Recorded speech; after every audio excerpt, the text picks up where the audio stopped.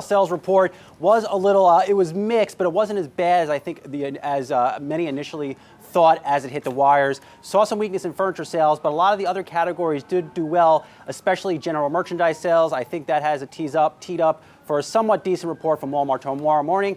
But on Macy's, to your point, they had a pretty good quarter too, considering Ralph Lauren on their conference call yesterday, they saw some fashion weakness in some of those weather-sensitive categories. So all in all, Macy's was okay. I think why the stock is trading down, despite what looks to be a good quarter, you had CEO Jeff Gennette get on the conference call and warn about the impact to the home furnishings business as a result of the tariffs.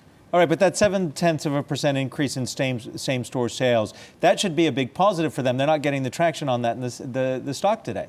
Yeah, they're not getting a lot of love there. I think it just boils down to what I just mentioned on the conference call. A little concern around there from tariffs. Also, I believe their inventory was up year over year, perhaps a little bit more than the market expected. But overall, it was not a bad quarter for Macy's. I will say this, though. If Macy's had a 0.7% same-store sales increase, JCPenney probably had a very horrible quarter. And we know how you feel about JCPenney, and we'll talk to you about that not too long from now. But Brian, thank you. Let's keep talking with the panel. Jared. Yeah. You know, Macy's is the gorilla. They're the huge retailer, not necessarily the Walmart retailer. How do you read these numbers? Are they... Well, Brian brought up something that was very interesting on the call that I was kind of focusing on, and that is the impact of the potential future tariffs. Not anything that we've seen so far, because that really doesn't affect their business that much. But if we get $300 billion tariffs on $300 billion more, that's going to affect a lot of their product lines, and it's going to hit not only Macy's, but other smaller retailers, and I say smaller because they're not Walmart or Amazon. They can't negotiate better deals the way these big guys can.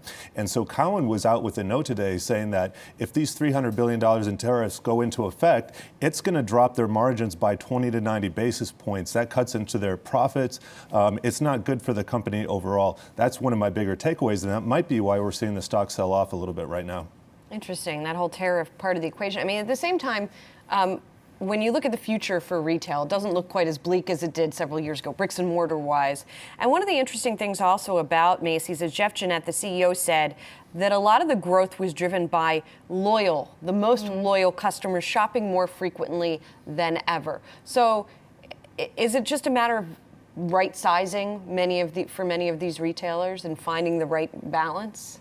I think that's a good question. And it's interesting when you look at the Macy's numbers overall. Yes, they were up quarter over quarter, but in absolute terms, they're down year over year, right? And so I think there was a lot of excitement, particularly when the market opened, that yes, they'd outperformed versus expectations, but what does it actually mean in terms of what's going on with the underlying business? And it's still not as healthy as I think we would like.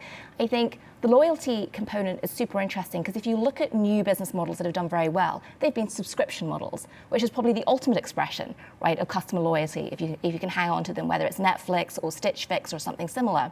So I think with Macy's, the thing to watch at this point going forward is not only how do they continue to look at those loyal customers and how much they're spending, but how they continue to morph them online where the margin opportunity is a lot higher. Very quickly, that 5.7% transaction growth, put that into context for us. Is that really a home run right there, or is that what you would expect? I think it's healthy for a business that has been really focused on restructuring and trying to figure out what its identity is in this changing world. But if you compare that number against some of the more direct-to-consumer models, it's still lagging. All right. Yeah.